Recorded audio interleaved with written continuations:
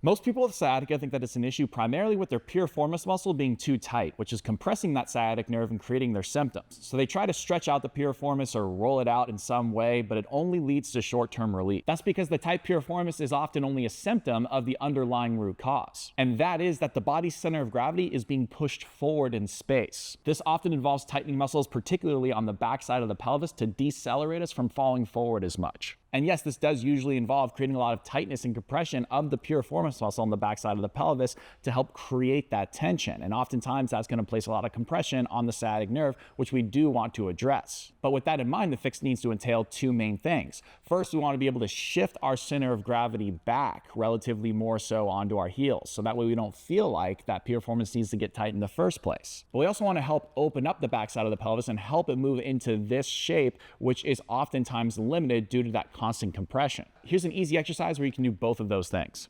Place that foam roller between your upper thighs, and all you're gonna do is just gently hold it there. Now you should have about a right angle between your arm and also your torso, so you're standing upright. Now all you're gonna do is take about a half step back, no more than that, but you should feel your foot nice and relaxed on the ground, feeling these 3 points of contact, especially your heels on both sides. Now very gently bend your knees, just about 10 to 15%, and then you're gonna slowly walk your hands down that wall, keeping a neutral spine, stopping at the point where you start to feel the slightest stretch in the back of your hips. Just even about a 2 out of 10 is perfect. You want to stay stacked over those 3 points of contact. Again, your foot's kind of just melting into the ground there. And you're going to give that foam roller just a very slight squeeze. And you're going to feel your inner thighs activate. Hold this for just a couple of nice, slow, deep diaphragmatic breaths.